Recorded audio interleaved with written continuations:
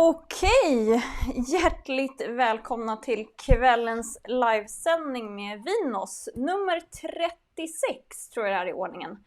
Och det är lite speciellt ikväll att jag har en gäst med mig på videolänk som sitter och väntar på att få komma in och prata med er. Så att jag tänker faktiskt ta den här provningen på engelska. Men jag gör lite som vanligt att man får gärna kommentera hur många man är som tittar på sändningen. Och jag ser att det i alla fall är ett gäng som har hittat hit och det är jätteroligt och det är väldigt häftiga viner vi ska prata om ikväll. Och även om man inte har vinerna så finns de ju att få tag på i alla fall ganska snart. Några finns i butik just nu och så vidare. Och vill man sprida lite kärlek så får man jättegärna dela den här sändningen så kanske ännu fler hittar hit. För nu kommer jag faktiskt bjuda in kvällens gäst och det är ingen mindre än en utav vinmakarna från spanska Comando G.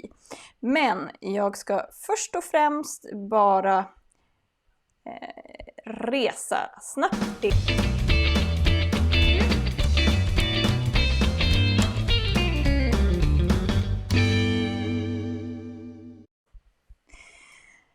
We have a guest here. Fernando, are you with us? Yeah, hi everybody. How are you? Welcome. We actually have, right now we have 64 units watching, and normally there are a lot of people saying that there are 2 in front of the unit. So, 64 times 2, at least kind of a big wine tasting in the end. We'll see. Yeah, right. Oh, it goes up. I'm really, really happy that you could join me tonight. You are actually 2 otherwise. We have your friend Dani, but he's not with us tonight. Yeah, but only me.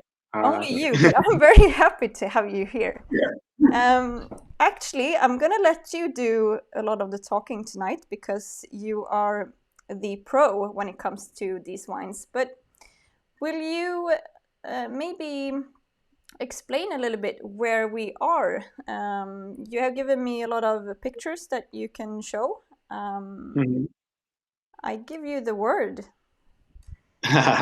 Okay.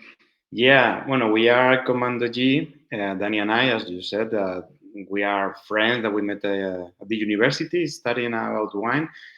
And in that moment, we decided a little bit to make some wine, like our friends, no? And the place that we settled, that we put our roots, is Sierra de Gredos. Is really close to Madrid, just 1 hour going through the west. That we have a mountain range called Gredos, where we mainly have Garnacha. Yeah, here we can see the map. Can you see the things that I show? Because this is the first time I actually used this interview mode. So can you see? Okay, perfect. Yeah, I can see. Yeah, perfectly. Yeah. This is like a kind of orographic map from the mountains. So imagine that just on the right is Madrid, in the up part in the north would be Avila, and in the south Toledo. So we are in the triangle between these 3 cities. In an area that in your, maybe if you have never been there and in your imagine could be like a flat or very I don't know how to say, plain vineyards, and it's the opposite. It's mainly mountain. No, that's the name of Sierra, is like mountain range, where we have high altitude vineyards between 600 meters to 1,300. Then we have like a really small plots of all vineyards in this middle of the nature. That is one of the biggest potential now for us, and really all vineyards, mainly with Garnacha that we're going to taste today, and then a little bit of Albillo Real for the whites. It's an area that mainly you have granitic soils. Instead, one of our wines that we have tonight here, that is Las Ciruelas, that is schist. Okay, but imagine we have like a quick resume altitude granite grenache in the mountain with a really, really rainy, not as rain as Sweden, but for being Spain, it's okay. Mainly in springtime and in autumn. You have seen the pictures of the fiestas that we make wine sometimes on fiesta. You can see it's completely green, no? With a lot of meadows and forests. Yeah, it's really, really, really nice area. Okay, I take that one. That was the pictures of the guys. Yeah. Yeah, so it's a really beautiful place for the ones that haven't been there. I can actually ask if there's anyone watching that has actually been around this area, because it's really, as you say, it's really like mountains and steep vineyards and things. I remember when I was in your vineyards, it was really an eye-opener how you work in the vineyards. Yeah. It's completely the environment, no? It's not like other wine areas, no? It's completely different, like Rioja, Burgundy, Bordeaux, this style, no? That you have many, many vineyards very together. This is like a small plots in the middle of the mountain. So in one hand, you see less vineyard, but in the other, you have plenty nature and wilderness. And the best thing is to work in organic in that way, no? So normally you don't have neighbors. So your neighbors are the trees and the animals. So yeah. You work a lot with horses. I really like that. Did you see the pictures of the horses? Yeah. Yeah, we work in two hands due to that for philosophy, mainly philosophy. No, it's like not to have many mechanical stuffs even in the winery on the vineyard, and to work in the really artisanal way, like all this, and also sometimes you couldn't put a tractor because it's so steep, or so the wide is small. So yeah. Beautiful. Do you want to start with do you work by dynamic, right? So people understand in the vineyards philosophy. Yeah. For us, when we work in organic, all the full range. In biodynamic, we work mainly since one of the wines that we make is Rozas Premier. It's like a landscape wine that we saw, like a kind of Premier Cru, and all the single vineyard. We are not afford to work everything by dynamics because it's like imagine we are working now in 6 different small towns, okay, and sometimes there is more than 1 hour between one and each other. So it's like a big team to work only 14 hectares, okay, and we are 12 people. So it's like at least just 1 hectare per people, more or less, okay. Yeah. We have the winery and about it. Imagine. So it's hard to afford everything. So organic is by heart, since the beginning, and it's like a kind of philosophy of since we were kid, okay, due to our parents provides our many knowledge about organic.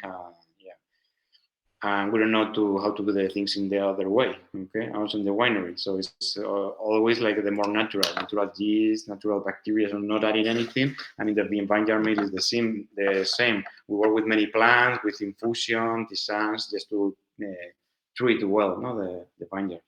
And then biodynamics is like a little bit, is the push to have a little bit more the delicate in the grape, the flowers in the grapes. Is like maybe like a 4% of the wines for us is the biodynamic, no? That provides a little bit like the complexity, okay? Mainly viticulture, then it's organic, and then a little bit the end is biodynamic. I actually have a pretty good question from Amelie here. She asks, how did you begin with winemaking? Was it in your family all the time, or? No. No, for me, because for Dani, okay, that is not here. Dani has the belongs like the family that they have a winery, but in the past, like 2 or 3 generations before, so it was completely abandoned.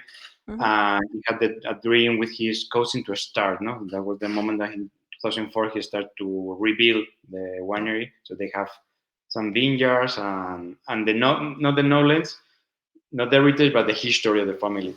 And for me, I began in wine mainly because I love the nature, and I found the mountain wilderness. I found an area that when I was studying, I want to do something in relation with something technical in the nature, no? And I found this, and for me, it was more drinking wine than knowing about wine. No, I started to work in a wine shop in Madrid. are really big with many bottles, many references, mainly organic, mainly biodynamic, mainly France. And that's the way that I start to put like the minerality inside of me, thinking about wine, and that's the way that I start to make wine. I make agronomy, and then I make the special studies about viticulture and wine, and there's the place where I met Dani in 2005. And after many hours in the bars, many beers, sometimes dinners and wines, we were dreaming in making some wine, and finally here we are. And here you are. 16 years later, finally we did. So yeah. Well, for people that don't know you, you guys are also amazing at throwing parties. So, and that's when you drink wine, you know. Yeah. Well, wine is not only this kind, not this liquid and the minerality and the tannin and the polyps, all this technical stuff. No, for us, wine is for sharing. Wine is for having for knowledge, history, because gastronomy, everything is completely together. No, and the Mediterranean, imagine the Mediterranean area, there are really high relation between the wine and the people on the towns is the beginning. No, all of our grandparents, they had vineyards wherever in Spain. No? And then for us, it's like mainly share and know people. And it was a crazy idea in 2014 to decide to make the first Fiesta de la Floración, no? Like the Bloom Party. Yeah. And Fiesta in capitals. No? It's a commercial thing, because for us it was like to bring all of our importers to an unknown area. Imagine when we started on 4 or 5 or 7, nobody knows about Gredos, nobody knows a little about Garnacha, and less in Spain. Garnacha was mainly famous in France, but in Spain, in that period, there was not like 100% Garnacha, like a monovarietal, no? Normally, there was like very bad variety for everybody, even for Spanish. So they used to blend and to make rosé, but not. For us, when we start, was like, okay, we have to put the focus here, try to bring people for everybody, for everywhere, and we did. And you So did, yeah. invite our importers. We have a professional tasting, but in the vineyards. No, so it's relaxed, not pressing like buy. It's just to enjoy it. You can feel the vineyards and the environment is gonna get inside you. And then we have the meal, and the best thing is the concerts. No, that are also another thing that we love is the music, rock music. And we normally bring between 3 or 4 groups, and it's the moment for enjoying more. It's a kind of the social media for us. The social media is not Facebook or Instagram. Was the fiestas. No? It's the moment that one guy from Sweden met other from New York that they knew through Facebook, and now they knew together because they love these same wines. Like that. So it's really funny. It's really funny. Yeah. Yeah. And I have to thank you for this. I have to thank you for this as well, because I was there the first time, invited 2016, and one of the best trips I've ever had. And that was I met Stompy Johan Meyer, and met him the second 2018 year, and I actually did a harvest with him this year. So that's how things turns out. If you go to Fiesta, then you maybe end up in Swartland in South Africa. Yeah, right. No. Yeah. For us, the idea is to blend between really classic wineries like Tondonia, no, Lopez Arelia, but then you have Mother Rock. So it's in like a quite natural with quite classic. But for us, the terms is like delicate wines, no, instead of more like the stamp of the brand. No? And it's funny blend between new people that we love, no? That sometimes another that you cannot imagine, like roulotte, no? For us was since the beginning, since I was selling wine in 04, drinking roulotte wines. I never could imagine that roulotte was coming to our fiesta or Året. So and finally we finished this year in also making the harvest in roulotte. So in 19, so it was fun. Yeah. That's many people, another wineries, another culture. And the best thing is to return back to their areas and see them in their philosophy, their families. Nice, really good. Absolutely. Since you've been working a lot with wine and wine shops and things, I actually got a question here as well from one that's views. And I was going to ask you this as well, because pairing food and wine is so big in Sweden. People are, they're really like, they're scared of pairing something wrong or really want to know what to eat. And I got a question here from Linda. What food would you pair with garnacha? Wow. Okay, it's a very general question, but yeah, it's normally it's a good question. And as you can see, it's a really good commercial because I'm going to say with many things. It's for everything. No, the idea, I think the garnacha and our style mainly with garnacha, no, because we always, our focus, our aim is to make delicate, elegant, fresh wines, okay? And you can make also garnacha with really, really yummy shoulders and fruity feeling, no? So for us, thinking in the freshness and delicate, the good thing of our wines that can pair with many, many things, in terms that you have the acidity that cleans your mouth really, really well and is really straight and it's not so big, full body. We love with kind of like a rice, no, like a paella, arroces, and many, many ways. Also with the blue fish or okay, and the fish with some I don't know how to say grasa or fat, but delicate fat. And then also for the white fish, like codfish, they're going through the texture is like meat. Okay, so it's really gastronomic, but because always never the grenadines over the food. Never is gonna be over. It's not really good with a really big stew of meat. You prefer for this more tannic wines, no more shoulders, fruity wines. Think more in delicate, also for Asia and spicy food. Yeah. So. Okay. Should we start with? I have this. You want to talk about this one? Yeah. Here's one. It puts Dani Landi philosophy because I haven't found another. It was quick, but mainly it's our philosophy, no? So in the blend I was telling before, the blend between you have the Grenache, the altitude, and the climate. No, the climate in the mountain is much more rainy and fresh. With this blend, at the end, we have the philosophy that we are looking is to make wine with freshness, minerality, elegance. Freshness for us, it's provided mainly for the altitude, no, for the mountain. Minerality is the granite.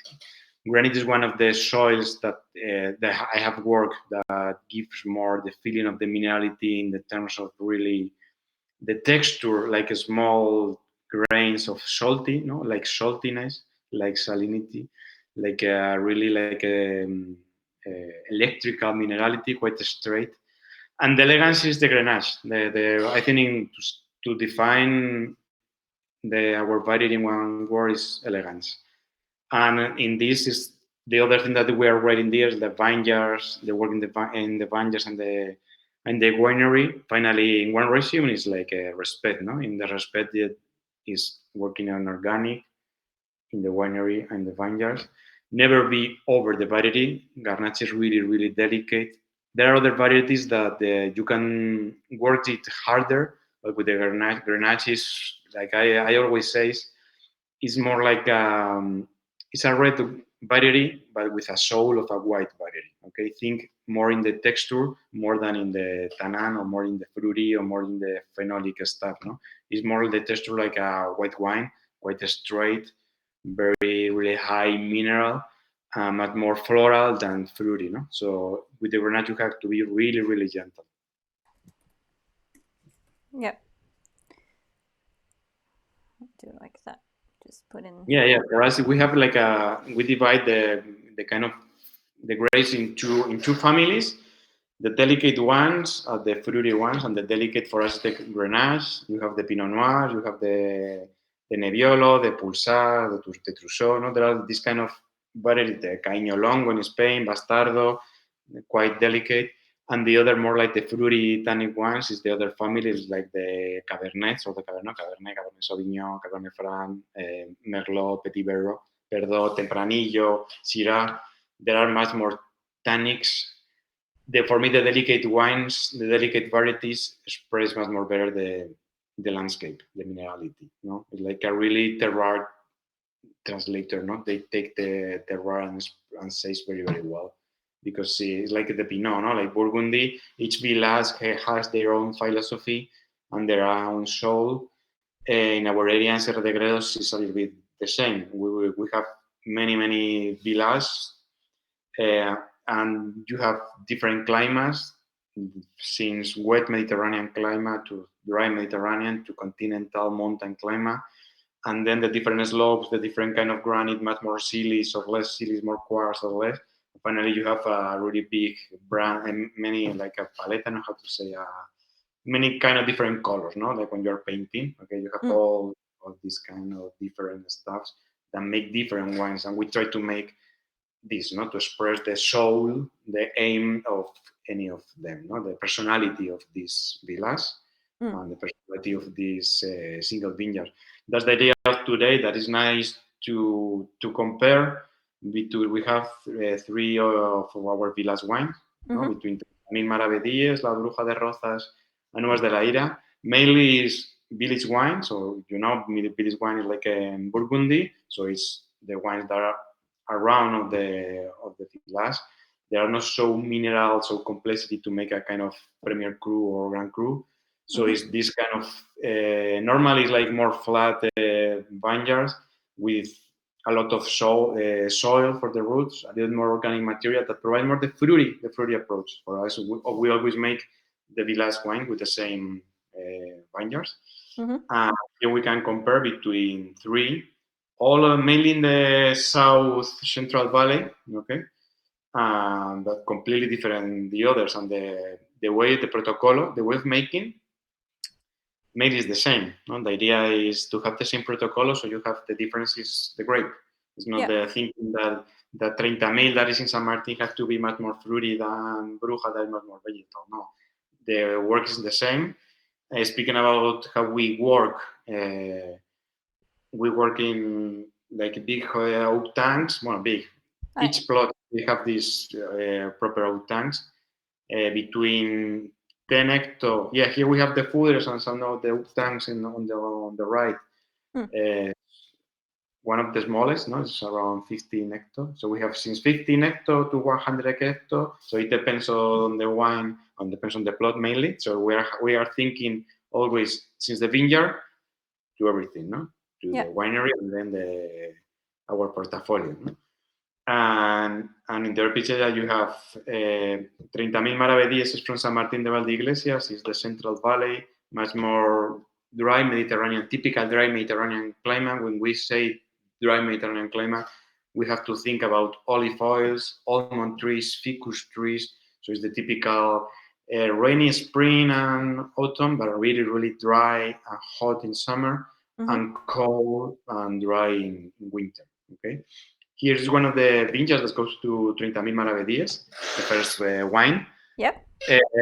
But could represent many of the typical Sierra de Gredos, no? You can see it's like a complantation, okay, between different varieties. And also there is not only grapes, you have also some trees inside that also makes really good for the biodiversity. I think that in our area in the past, in the 30, 40 years ago, and until the beginning, people was like a really poor area. It was like mainly self-consumed. So they have in the small plot of half hectare, 1 hectare, they have everything. They have the olive trees to have their own olive oil. They have the almonds to eat. They have the ficus tree to eat, also to put for the animals in winter. So it was really, really nice. And also like a small garden for the fruit. So imagine that it's like a blend of many things for self-consume. And then the vineyards to make their own wine. So they have a really big relation between making their own proper wine.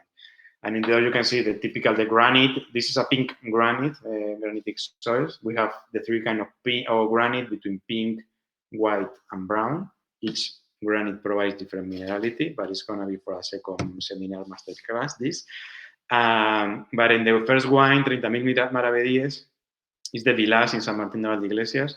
It's one of the lowest in altitude, and they have more soil, more deepness for the roots, a little bit more organic material, so also a little bit more feeling of the fruitiness. And it's the villas that continue having more vineyards in the area. Also, it was one of the origin of the vineyards in the history. The monks, also like many areas in the world, the monks during the Middle Ages developed the wine areas like Burgundy, like also like Priorat, or like Ribeira Sacra, or like Gredos, mainly for me, always San Martín de Valdeiglesias is much more tannic than the other villas that we work due to the soil and also due to the climate. It's more years feel more like even like an Italian approach due to this kind of a little bit rough tannin with the blend of the really high acidity, but also with a very nice blend of fruitiness. 18, we have 2018 was one of the best vintage that we have had for us. 13, 16, and 18. I remember 18 was really hot. Was it down at yours as well? No. Like you had a good. It was really, really hot in France. So, in Sweden, it was a strange summer. Meanwhile, the North Europe was really, really hot. Spain was like in a normal, even colder summer. Yeah. The summer arrives at the end of June, beginning of July. Imagine that sometimes summer arrives here in mid-May. So it was like 1 month and a half later. Flower period was at the end of June, so normally it's the beginning of June, so it was a really late vintage. And then summer normally in our area rises until 30, 32 degrees, but this year nights were really cold, between 12 to 16, so finally we have a really, really good balance. Was the latest vintage that we have done. That's the reason that this year we have a little bit more color than normal due to the ripeness was more calm and slow, and you have like a proper ripeness. And for me, 30,018, no, it's 18, is for me this year like more like a Gamay approach, like a Morgon approach in terms of the fruity. Also, Gamay, Morgon is granite, but in terms of the fruitiness and the minerality and the kind of the mouth, in a really more hot vintage, sometimes it's more similar like a Southern Rhone or even some parts of Italy, in the feeling of the heatness and the tannin. But this year is more the fruitiness. There's actually a lot of people that seems to have bought the wines. How would you explain this in words? Because I know people love when we put the words in their mouth or the flavors in it. Yeah. Normally, imagine is for this. I say for the people. Imagine that we are used to speak the winemaker, not in the sommelier style of fruity and describes. We speak more about texture, feelings, approach, minerality, stuff like that.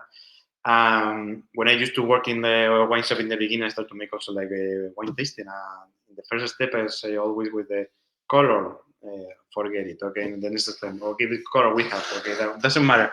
Yeah. The color is the typical from the Grenache. For us, is quite delicate always, not really heavy color. All of the Grenaches. If you find a Grenache with really high color, normally it's a really, really high ripeness.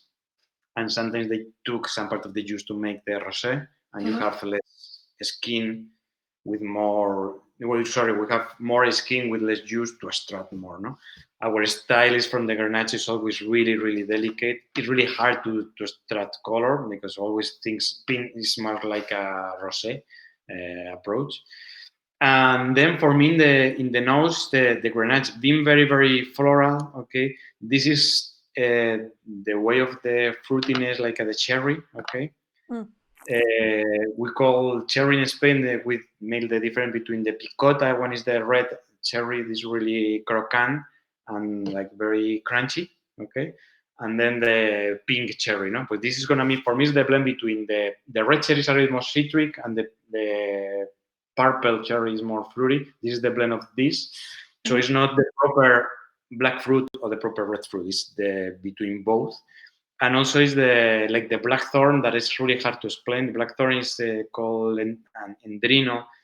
that also there's very a Mediterranean boost that we make the pacharan. So this kind of purple berry with not really big juice, but we are amazing texture. Okay, this is the good thing.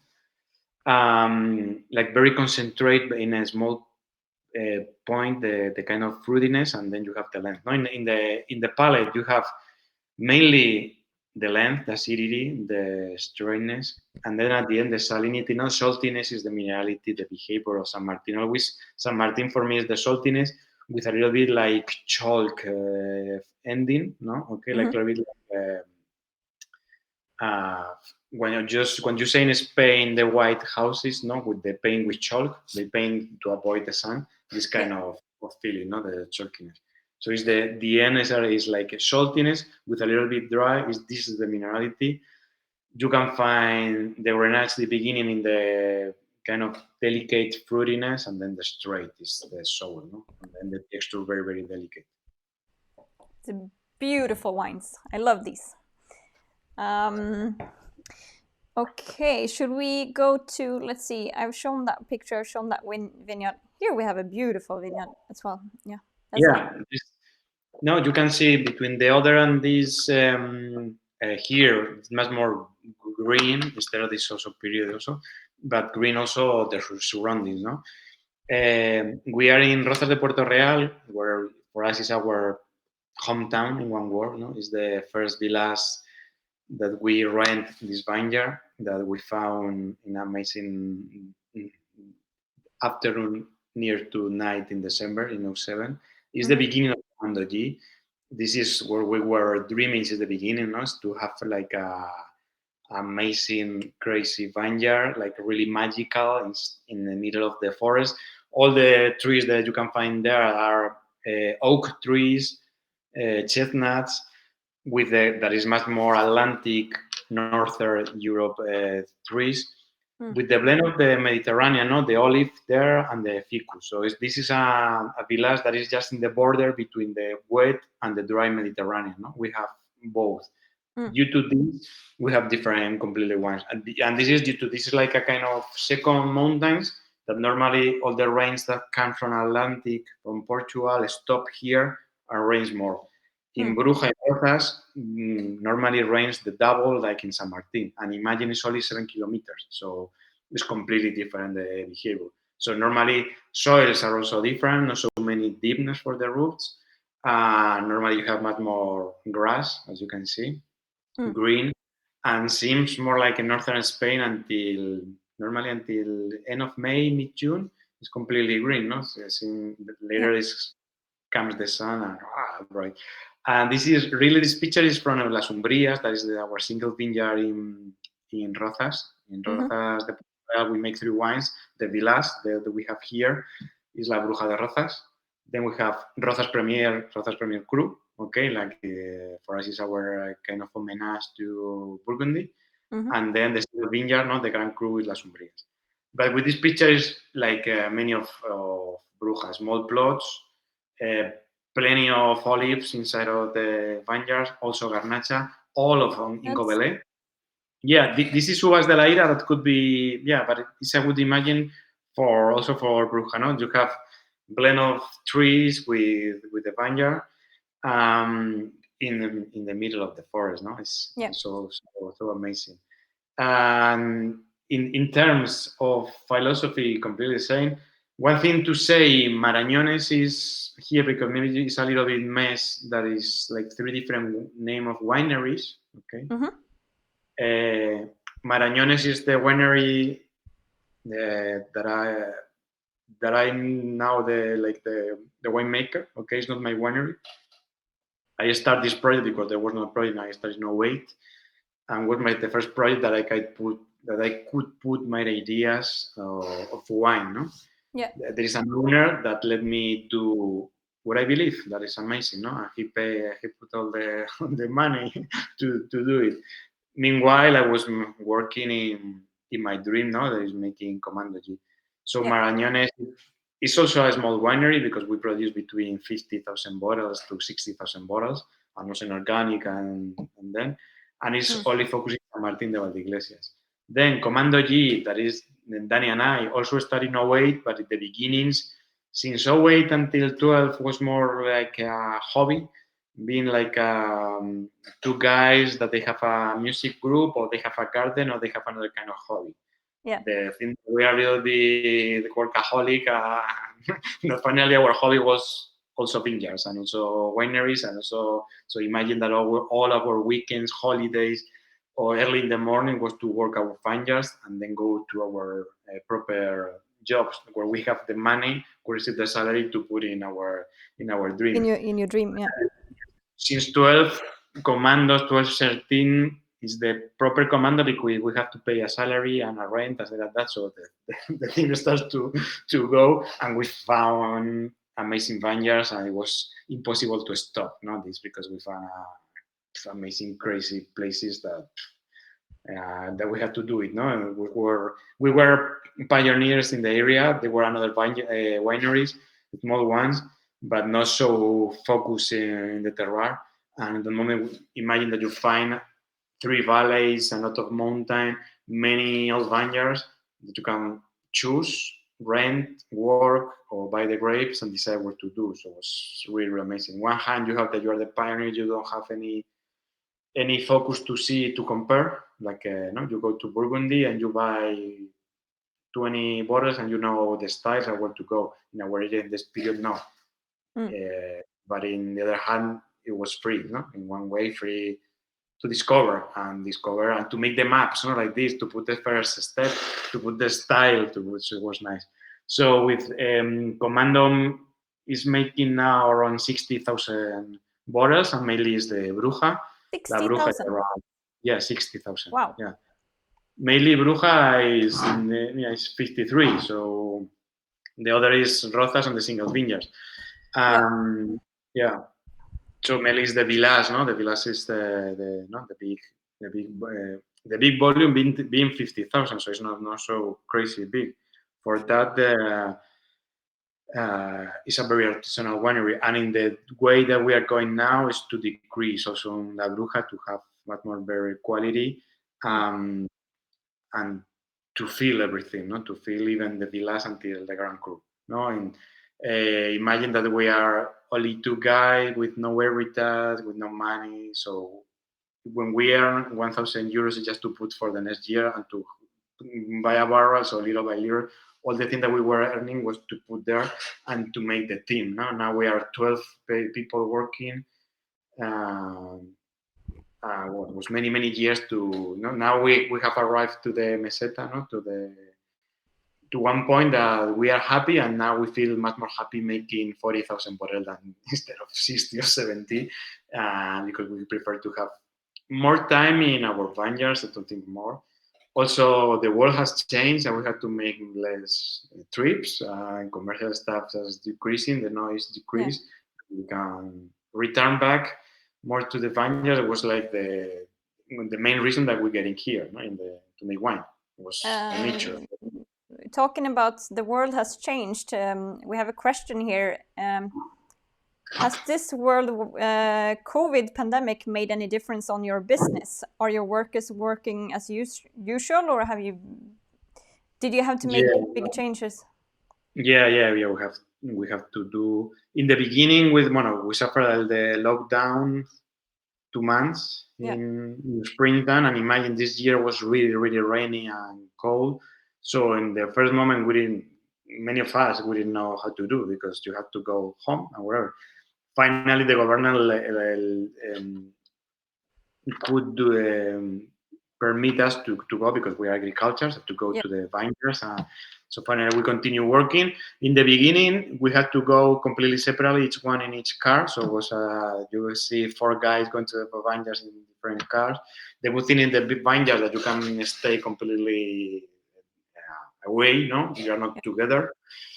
And it was the first moment. Also, was like a little bit scary, no. And then the worst thing has been we have to do many changes in imagine the harvest. No, in the harvest we make 4 different bubbles of 6 guys, completely separate from the others. So between winery, 2 teams in winery, 2 teams in the vineyard, completely separately, thinking that the one is locked down could work with the other and could put together. In other wineries, they contract more people to go faster, but we couldn't go faster. This year was really late, and also we had to wait to the proper moment for the grape. So we have to make, with like many things, with the mask, alcoholic, hydroalcoholic stuffs, no stagiaires, no new people, make the analyze in the beginning, in the middle, and just close to the end, okay, with the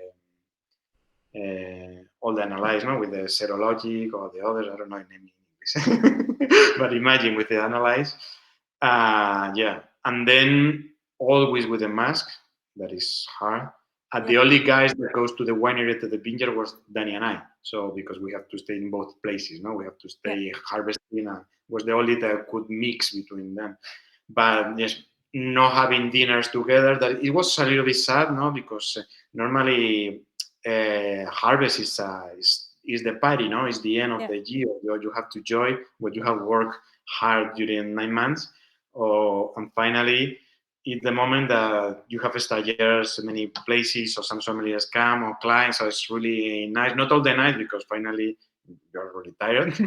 But this year it was nothing. It was like finish, work a lot, work more than ever because we were less people. So for us it was like starting at 7 and finishing at 1 a.m. Mainly Dani and I, starting in the vineyard, finishing closing the winery because it was less people. And when one guy has a little bit of fever, has to go home. Yeah, we have many of them. Normally with COVID, not with COVID. But I stay at home 14 days. So 14 days. One less. So it's been hard. But finally we did. Finally, and also in Spain, there were not many problems with this. No, I think that going with the mask in the vineyard were very separate. You're not close together. The worst thing was the sorting tables. In the sorting table, you are when you stay close to each other. Yeah, and we have 10 people that come out. Normally we have 20. This year, because we make two turnos, two teams. Yeah. But this year we only have one. And the idea also with the mask and the gloves, cleaning and everything, and separately with a kind of stuff, I don't know, it's like plastic walls between each other. So finally more investment and a little bit people feeling not very comfortable, Finally we did, But if we should forget about this pandemic for a little while, we have a question from Mats here. How do you do your fermentation? 100% stems, days of maceration. How do you avoid over extraction? Next question. We make 100% stem. Is for us is the clue of working with garnacha. It's the stem. And why? For us, provide the freshness, floral approach, and also to extract less. Okay, with the stem, imagine that you have the plant, the stem, and all the grapes. Normally, the Grenache is like a medium big bunch with compact one. And the idea is not to, and also when you're harvesting, you can have a really green, it's not very homogeneous variety, it's quite heterogeneous. So in the same bunch, you have the proper amazing grape with a little bit green, with a little bit pink, with a little bit dry. So normally in the sorting table, we take all of the dry ones, but to extract less, also the seeds are a little bit green. So when you never the stem, you only extract outside, not inside. No, when you stem and you crush, for us is for another kind of varieties that the tannin in the skin are more soft or sweet. If you are thinking in sweet tannin in Grenache, that I said before, you're gonna have 16 degrees. We're not looking for that, no. And then the thing that working in the tanks, that we make like kind of sandwich that we make the food trading, that we put one pallet and then we make the food trading, then another and make the food trading. So it's like by layers, no, like food trading or not. And then at the beginning, we made like a kind of infusion. Never use the pumping over, no pillas. The idea is taking a watering can and make the irrigation quite soft, quite gentle, very delicate, many hours. Really hard work, very artisanal. And our maceration, the less that we macerate is 40 to 60, 70 days. Okay, so normally it's 1 month and a half until more than 2 months.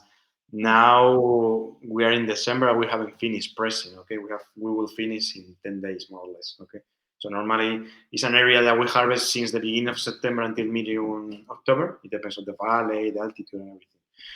So also we work with low temperatures to extract less. Okay, more thinking in a white than more thinking than in a red. More thinking take for us the minerality and the texture is due to the time in. It's a zone of time. We need the time, the days. It's like cooking, no? Something like cooking that you can make in the really quick in the express, no? Or you can make in the putting in the with code in a I don't know, barrel with mud, no, like a kind of amphora. So it's completely different the way of cooking. For us, it's like soft cooking, delicate to extract in the way more in the time, that more in the time with the when thinking in little by little, and not thinking in to have the wine is soon. We have done many proofs, no, as you can imagine. When you in Grenache for us, you make softer maceration. You have fruity wines when we're not interested in fruit.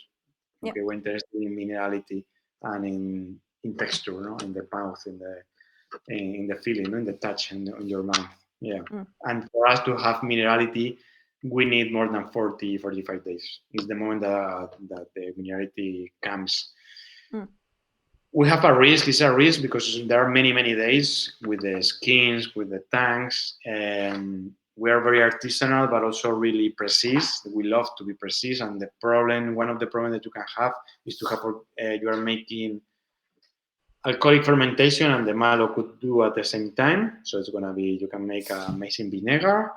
So normally we are making the analyze twice per day of the tanks. Okay, since 40 to 60 days, we analyze just to see how it's going, developing. In amazing vintage like 2018, 16 is perfect, volatility is low, and you don't suffer, and you can put forever. But in hot vintage, yeah, it's a little bit, you are scary thinking that it starts to increase or what to do. Okay, I come on press, but it's not at the moment, yeah. And then normally we press, we put together everything because we have many juice from the press, okay, more than 40%. Imagine working with a whole bunch. It's not carbonic one because we have make the moving, no, we have been extracting. But in the juice that comes from the press is amazing. It's really good. Yeah. And we put together and we put always in the big foods with juice oak.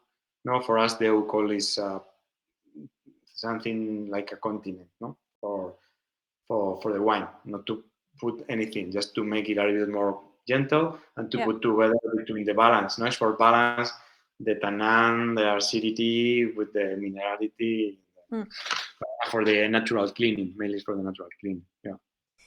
Before we go into, because I know there's a lot of people that has Uva Stella Ira from Dani. Before we go into that one, I have a question from Pedro. Which wines are you the most proud of, talking about Comando? Rumbo al Norte as a question, or do you have a different one? And that is actually two questions because we have another one. Thomas, he asks if will we see your wine Rumbo al Norte in Sweden? Yeah. First question. And as a commercial staff, I'm gonna say that all of us are so proud. But in the real thing, for us all, for like our kids, no, and we love all of them. But speaking with my heart, it's for me Las Umbrias always. Las Umbrias. Yeah, because it's the beginning, and it's the most delicate, light, ethereal wines that we make. Rumbo is amazing, but it's so amazing that it's close to be perfect many times, no? Perfect in terms of the color, the minerality, and everything. And Umbrias is a kind, everything is in another planet, living in parallel planets. You have here the minerality. In the other part, you have the tannic stuff, the acidity, and the other like kind of triangle, no?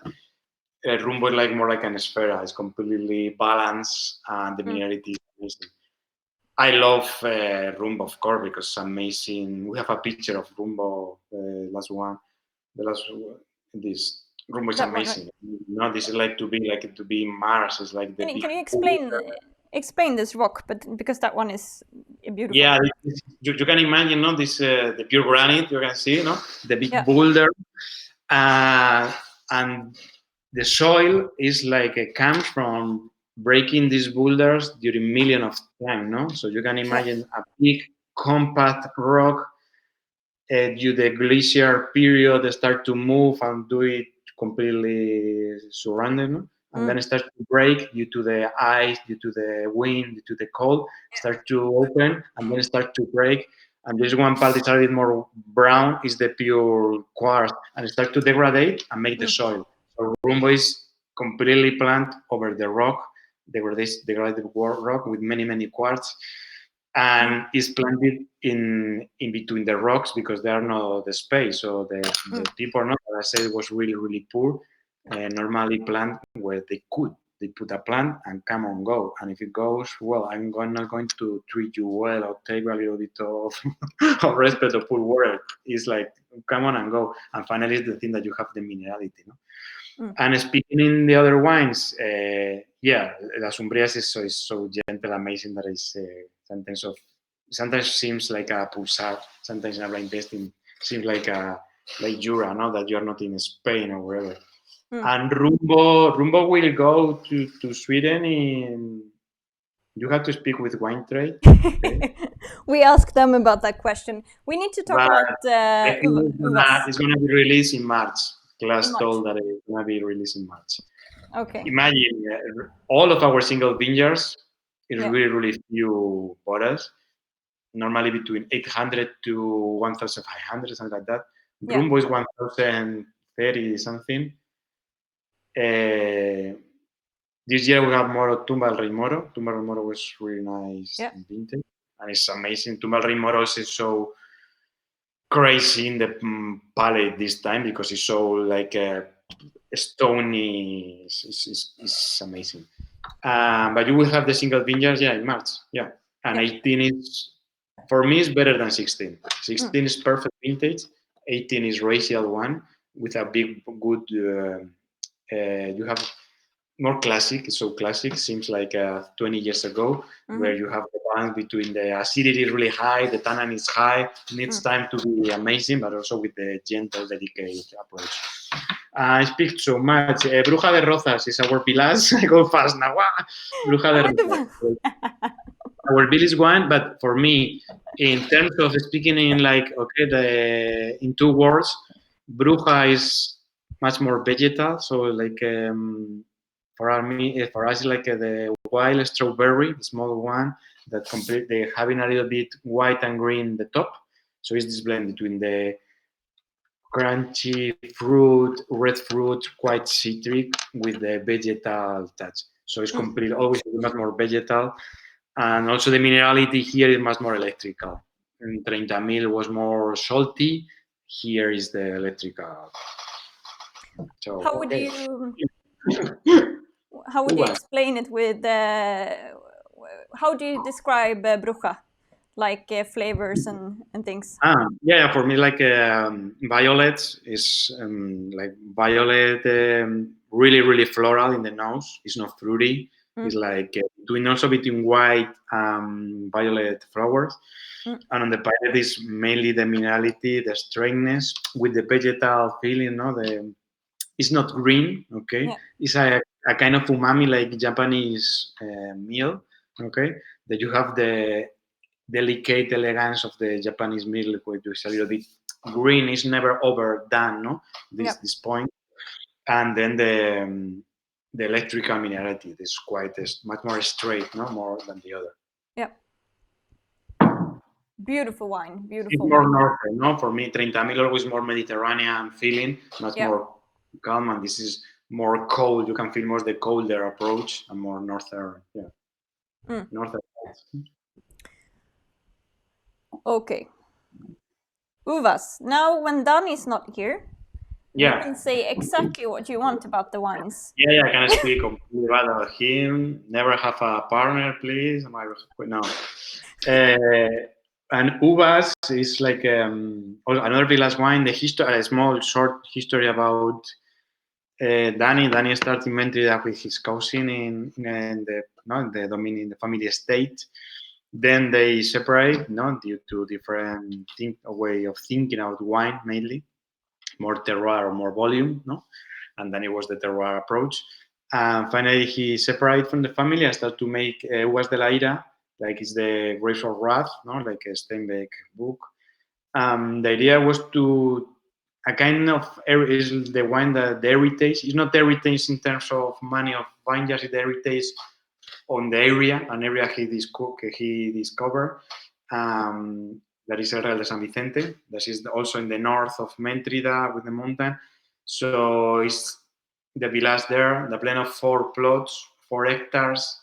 Normally it's around 15 bottles. Imagine our yields are really low everywhere, 2,000 kilos, 2,000 kilos, all vineyards. And here in these villas, Dani make Uvas de la Ira, and then Cantos del Diablo is the single vineyard. You have the villas and the single vineyard. It's made in the same winery than Comando, so finally it's the same winery, the same team, so finally it's the same philosophy. Instead of Maranones, it's different team, different winery, this is the same. Finally, we separate the labels and due to more respect of his heritage on the area. This is the South Valley, the pure wet Mediterranean climate, amazingly rainy in springtime, but really hot and dry in summer. Less altitude than Bruja. Here we have around 200 meters less. So finally we are going to find a little bit less freshness, okay? But for me, it's a good expression is where it's written Valle del Tietar, just in the down part, in the low part, it's the Real de San Vicente. So it's like a second, also parallel mountain range to the big ones, Yeah. And here, for me, it's always a good representation of how is Garnacha de Gredos. It's one more of the complete wines, one wine that you can find the granite old vineyard Garnacha here. So you have the crunchy feeling, the citric approach with the minerality of the granite, I have here. It's such a beautiful wine. People that are watching, please comment what you think about the wine as well, if you have any questions. And actually, we have a really good question here. Elsa, she says, we love your wines, but which winemakers inspire you? Oh, nice question. For us, since the beginning, thinking in Grenache is Chateau Rayas.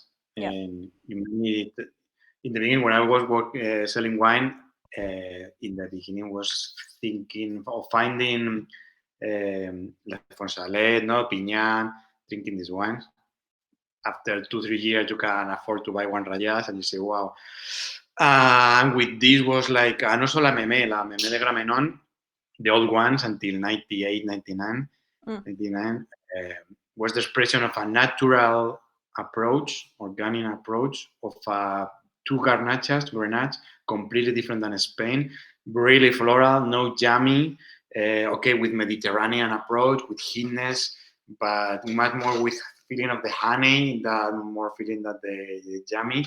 And was 2 wines that for me were like boom, blowing my mind away. Also Gobi in Rosillon, in Côte Catalan.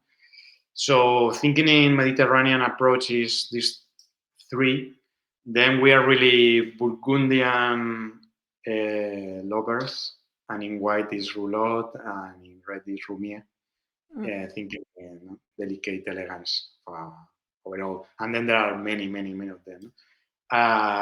Normally, I don't have like a kind of, I'm not a really good big fan. I love the wines, but I try not to be like Japanese fan. But yeah.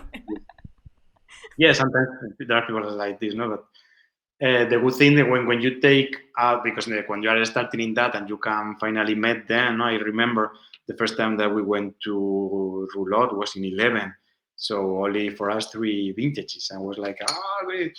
And then you see one guy with flesh and bones, with such a normal guy. That's all, and it's the best thing, no? When you are not so the imagine of something over so fancy. And the good thing of wine, there are many people like this, no, with the shows on the vineyard, no, on they have their feet on the ground. No? Yeah, talking about one of them that is a big legend, I would say, from South Africa, we have Eben Sadi. That is, I know. Before you meet him, they made the project Terror Living, no, in Priorat in the beginning. Terror Unlimited starts in 05, and then so was the beginning where we're very close together. For us, La Fiesta La Floración is an inspiration of the Fiesta La Verema, no? They were making the beginning. And even Sadie, that was at home, and he's also his kid, his son, with us. He's an amazing guy. And his Grenache sold that in a blind tasting. Once I said it was Peña Caballera, 14. I found the Grenache, I found the vintage, I not found the continent. but it's a style that you can feel something, and it's an amazing guy. Yeah. There are many, there are plenty of, plenty of them. But as you say, there's like many of you, I see you guys as rock stars as well, of course. But when you meet the winemakers, get to know them, it's flesh and bones. Yeah, totally. Yeah. How do you explain? I don't know if we have anyone that has Las Iruelas tasting, but if so, will you just explain a little bit about the wine quick? Yeah. Here, Las Iruelas is one of, I want to say our, okay, because it's from the label from Dani, but I feel Las Iruelas also like mine, because I found this amazing vineyard with Dani together in 2012, and it's so crazy place. It's one of the craziest places that we work, because there is the only vineyard around 10 kilometers around, so it's like a kind of satellite, okay? Something crazy, or 2 guys continue working this vineyard until 13, until 14. Even one of these old guys dead in the vineyard working, so imagine until the end their work. So it was so crazy and inspirational for us. And the Vilas is El Tiemblo, okay? We are going through the northern valley. This is called the Valle de las Iruelas. The plot is this valley that you can see there. Mm-hmm. Many pine trees. In the past was all chestnut, but in the 70s they took for 3 to pines to take resin and the wood. Here the main difference is the soil. Here the soil we have is a slate. Until now we have been speaking about granite. Gredos is the kingdom of granite. But there are 2 steps there, that is Reventón and Iruelas. And Iruelas is schist. Schist provides completely different texture than granite. Granite is always very direct wine, very straight, the minerality is like saltiness, like small grains like salt. And slate is much more calm. It's not so direct. It's not so straight in the first punch moment, and goes by layers, okay, like a lasagna. It's like the soil, no? When I have one rock here of Las Iruelas, and I don't know if you can see, they're small layers. Yeah. And finally, the roots goes over here, so that makes the minerality goes a little bit slower. Also with a little bit of quartz, because we are very close to the granite. Always is much more complex. Always slate also give more heat in the night. No, as you know, the granite is more a quick soil in many terms. Terms are really hot in the morning but cold in the night. It's not more go up and the slate goes slower. And there is a nice thing, an amazing and crazy or for us funny thing that Iruelas and Las Umbrias for us like they would be sisters because they have many things in common. Thinking is like the same mother, no? They have or the same father in that. Is like the same altitude. We are in 1,000 meter. The same facing. Both are east facing. Both they have many iron in the soil. They are completely pink. But then the different mother because one is granite and the other is schist. And they have one thing in common that always is one of them less color, much more delicate, more thinking in ethereal, more cloudy wine more than soil roots wine. No? Vin Umbrias is for me is the pamplemousse, no, like the grapefruit, really citric, like or naranja sanguínea, no, we say like the red orange. And Iruelas is more like peppers, no, like caparras. I don't know. It's really hard to say. Oh, I don't know. Capers. Capers. Yeah, this kind of saltiness, the peppers, and then the palate is completely different because it's not so really big feeling of the quartz. It's much more complex and delicate and earlier. The most vegetal wine that we make is Iruelas. Hi, Semil. How are you? Yeah, one's down. Yeah, I noticed that in comments. I had to bring it in. Oh, he's drinking. Maybe he has drank the Iruelas. No, see, there's no color. Completely pallid, no? And it's more like an old rosé, no? It's like yours, and it's so crazy. And we make it the same way, but it's the soil. It's the iron provides less color, like it's Umbrías, Iruelas, and here we have the schist. I must admit that I didn't actually buy Iruelas because it's quite expensive in Sweden. Don't tell Dani, but I've tasted it before and it's beautiful. Yeah, but no, don't tell the government. There are many taxes. Yeah. Okay. It's not that all our single vineyards, okay. But not expensive like that.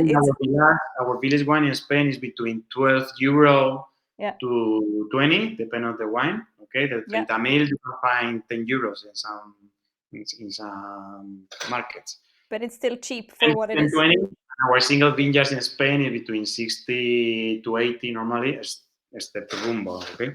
Yeah. The Rumbo now is crazy, but it's crazy for the collectors, not for us. We put the same price, but now one word that you cannot afford. So. But they're beautiful wines, and I would say, like, if you compare these prices, if you compare like your top wines, we are still like Grand Cru and Burgundy. So it's if you talk about what it is, so it's a lot of wine for the money. You get a lot of bang for the bucks. Yeah, for us it's like finally our Grand Cru is like how to define it? It's the small plot planted by some kind of wizard, okay, more than God, because I'm not really believer on that, but it's some people who decide to plant an amazing plot that finally is a thing of magical. That is, it's hard to make a bad wine here. Okay, we work a lot, and mainly we work in viticulture. Okay, because then the protocol is more it's like a recipe now. Yeah. Until we found, we make many mistakes, but now it's a recipe. But a recipe is not the vineyard. Every year you change, and you have to think different, the shape or the size of your bunch, the number of leaves, the pruning. So that's our point. But then you have the soil that have this kind of magical thing, not the touch of magic point there. So it's But how old are your vineyards? I don't know if we talked about that. Like the median average is 60 years. So you have some for 80, 90. No older, because Phylloxera arrived. No, maybe now some that are close to 100. Okay. Yeah. Phylloxera arrives in the 20s in our area, 2024. Many of the vineyards were planted between 30 and mainly after Civil War. Civil War in Spain finished at 39. There were many vineyards, that is written, that were planted in between 39 to 50s. And was the moment they will start to grow. Imagine that now that you see all of these amazing forests, 40, 50 years ago were full of vineyards. So now there is like maybe 20% of what it was. So now it's around 2,000 hectares. So imagine that it was, the high amazing potential that there is. Yeah. Yeah, and Irolas is so the peppers is the pepper is the like the white pepper. Also with the grapefruit, also they have this thing in common, no? With Umbrias. It would be very interesting to know if anyone actually tastes Iruelas now. Just please give us a comment. That would be fun to know. And this is 17. Okay, 17 was really difficult for us. It was very dry, but also we suffer like the for disease like no disease. We suffer frost due to the late. Normally with the climate change or the warming climate, winters are shorter and warmer. So finally the vineyards started a bit earlier, and finally the spring here are normally snow. Normally it's very common to have snow end of March, mid-April. So we suffer frost, we suffer big hail that we lost more than 50% in this vineyard. And then the dryness, and then we suffer a lot of rain in the middle of the of the harvest. So finally, you have all the things. But at the end, in 17 being really dry and warm, is really fresh, and it was one vintage that each one is in their place that you can find the behavior of each one very well. Yeah. Well, we already a little bit talked about this, but I bring in a question anyway. It's about producers again. Great wines, we really like your wines. Is there any Spanish producers from another region you like in particular? Yeah. For I love wines from Galicia. Okay, like Ribera Sacra, Ribeiro. In Ribera Sacra, instead of their close friends, but we love Cedellos de Couto, in the style of really also delicate, fresh wines. In Ribeiro, you have Bernardo Estevez, is a quite crazy guy, viticulture. There are many that have Canary Islands with en Vinate that make Canary and Galicia, Israel Marqués. The new style of Priorat also, that Priorat approach more to the freshness more than the yummy.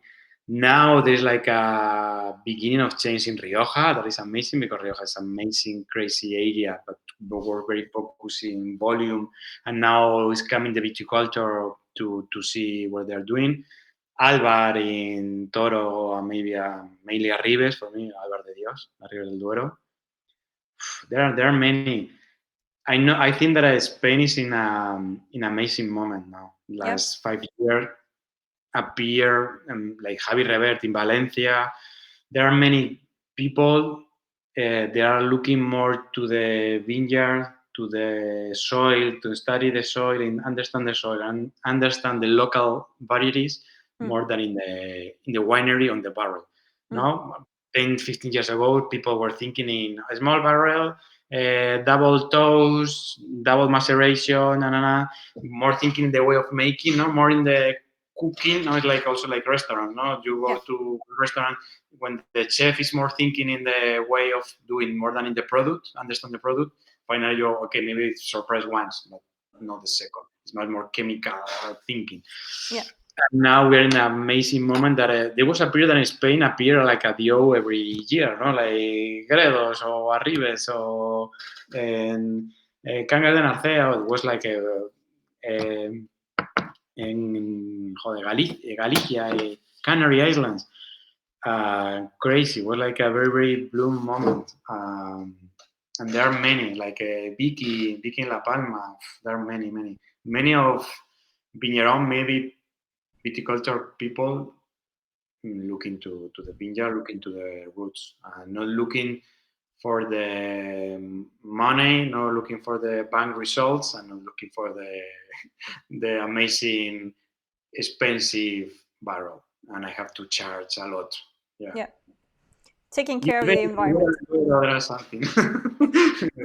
But bueno, I love more the delicate, elegance style that, and you can find mainly in Galicia, Canary, and then Priorat, Monsanto. Yeah. We have a question here about what more grape than Garnacha do you like to make a wine of? I like Caíño Longo in Ribeiro. Dania, in the past, we used to be consultant in Ribeiro,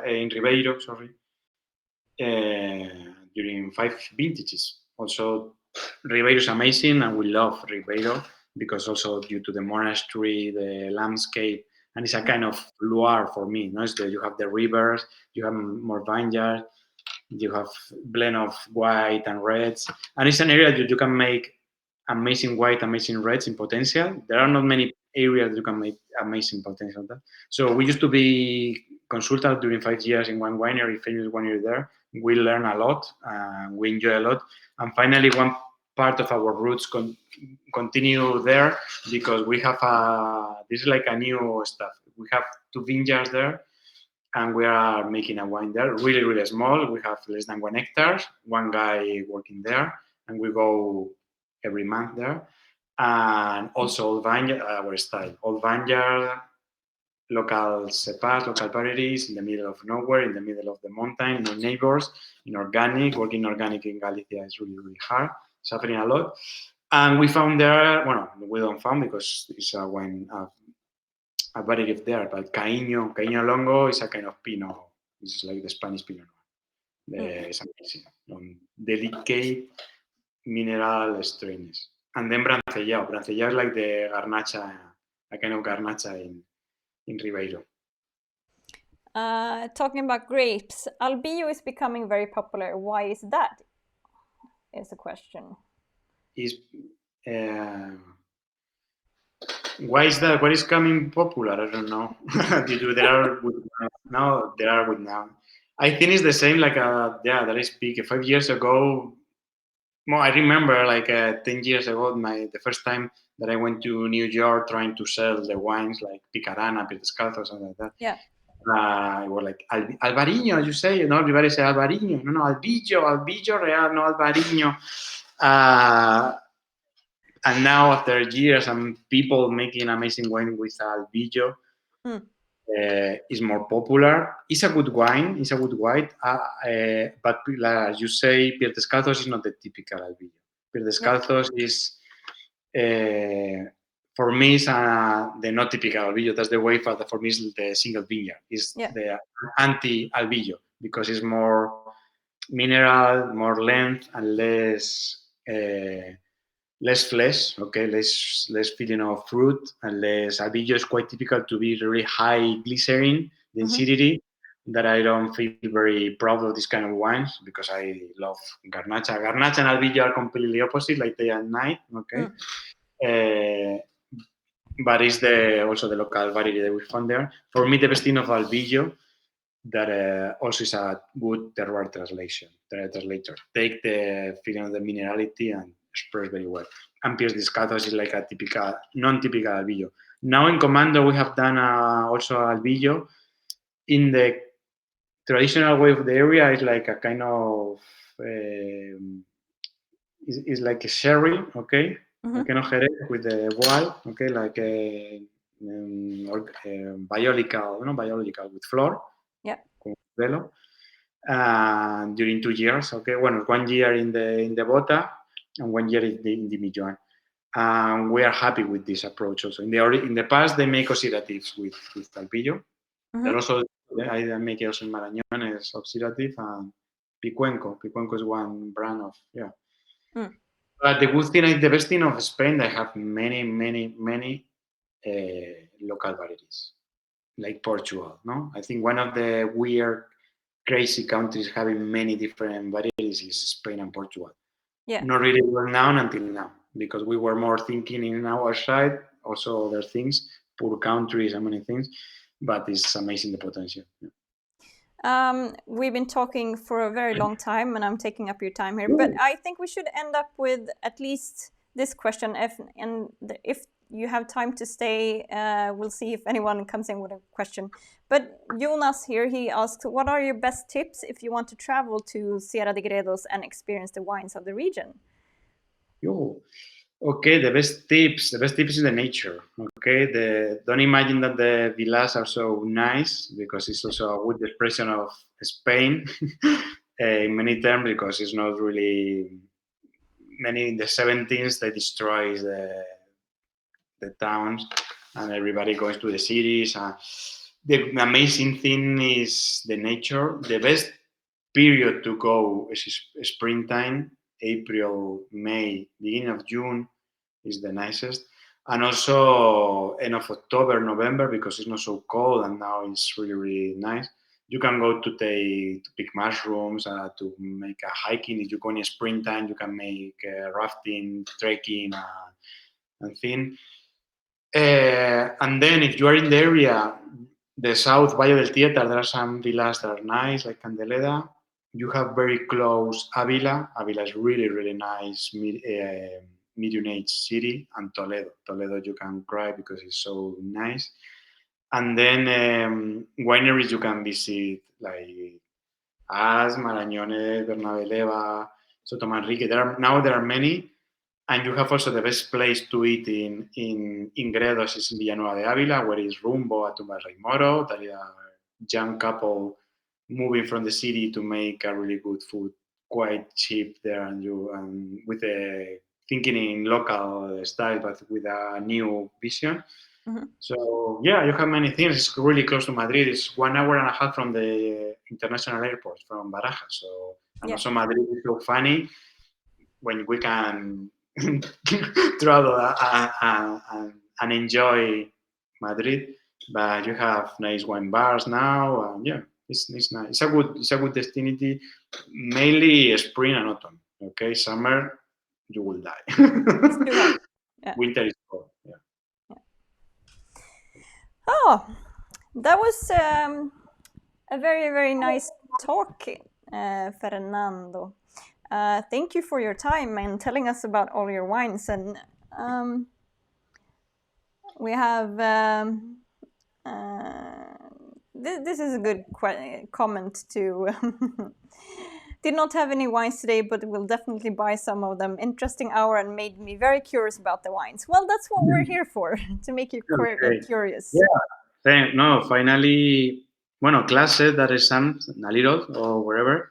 The thing that 30,000 normally is in Vinprovning, but now I think that is sold out, or it was go fast. That is it's the big thing for us. No, we make wine to drink and to enjoy, and to drink one bottle between two in a dinner. So that's the thing. We're also small, so and it's good for us to be small and to look for the wine when they arrive and keep a little. No, but that's the thing here. When your wines come, I noticed that there was like a few bottles left of Dani's Uva Stella Ira, but I think 30,000 was it was very. There were a few bottles left like last week, but as soon as someone recommends your wine here on Instagram or anything, then they're sold out. So that's good for you. Yeah. I think that we have just released Bruja 19. I think. Yeah. No. Also, we'll go in February. Yeah. February. Release in spring, around February, right? Yeah. I think we have Bruja. Yeah. Fun. Thank you very much for your time and answering all the questions from people and explaining about your beautiful wines. Normally I don't speak so much. I know. Normally you're very quiet, so I'm very. Unless about me, it's so boring to speak about me. So no, thanks. No, I enjoy a lot. Yeah. See you soon. Thank you very much for everyone. Okay.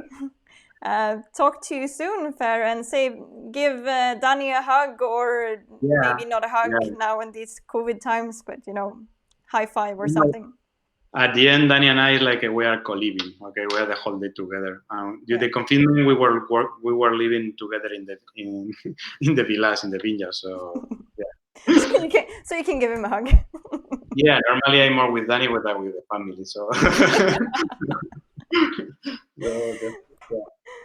Okay, thank you so much for joining us. And see you in the next fiesta.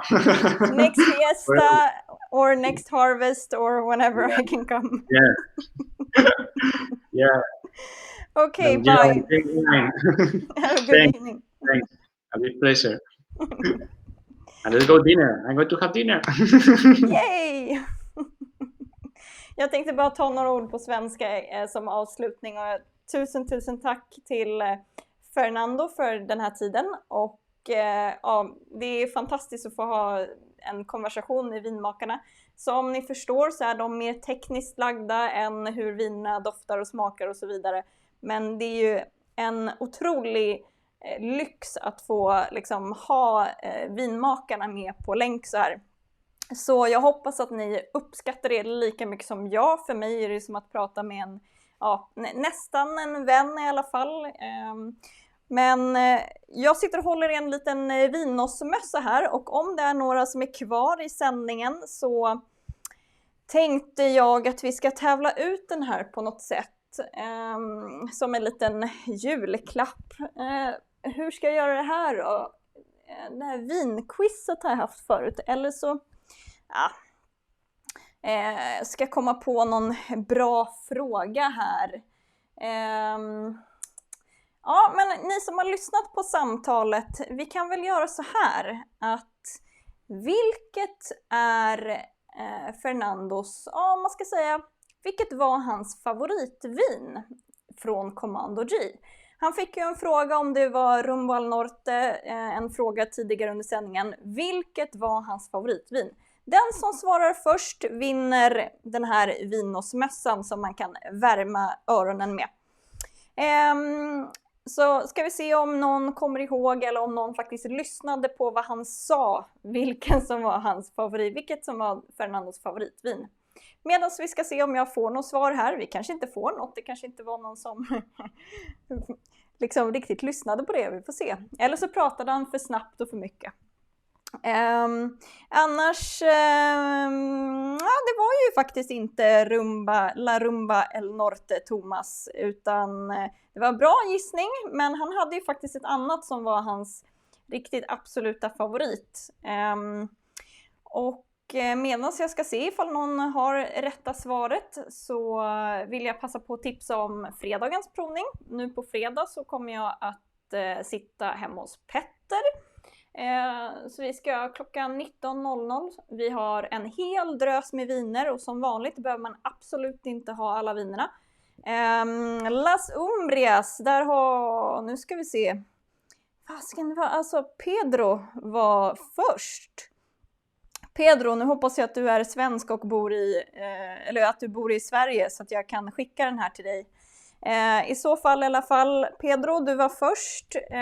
Maila dina kontaktuppgifter till info@vinos.se. Jag skriver det här, info@vinos.se. Pedro vinner. Den lägger vi in sådär. Stort grattis, så ska jag skicka en mössa till dig, Pedro. Och som sagt, titta in på fredag. Nu blev det en lång sändning, men jag hoppas att det var lika trevligt, att ni hade lika trevligt som jag hade. Som sagt, jättehärligt att få ha med någon som Fernando med sin otroliga erfarenhet och de här helt fantastiska vinerna. Är det så att ni inte har provat dem nu, så se till att göra det i framtiden. Så fort ni hittar dem i tillfälligt sortiment eller någonting, köp dem. Nu får man kanske inte säga så, men jag säger det ändå. Införskaffa vinerna, testa dem, upplev den här fantastiska, alltså som det är för mig, så är de här vinerna otroligt eleganta och fantastiska och man kan använda dem till väldigt mycket. Vad härligt, Pedro. mejla dina uppgifter till mig så ska jag posta en mössa. Men det här är ju liksom, om man bara kollar på färgen på den här vinet, eller Uvas eller Ira exempelvis, de här är ju fantastiskt eleganta. Påminner väldigt mycket om Pinot Noir, men man har ändå lite mer struktur. Så det här är ju liksom elegans på riktigt. Det är fantastiskt härligt. Nej, nu är det dags att äta middag. Tusen tack för att ni var med mig ännu en gång, och jätteroligt med lite nya tittare som hittade hit och ville höra på historien om Comando G från Fernando Garcia. Tack för ikväll!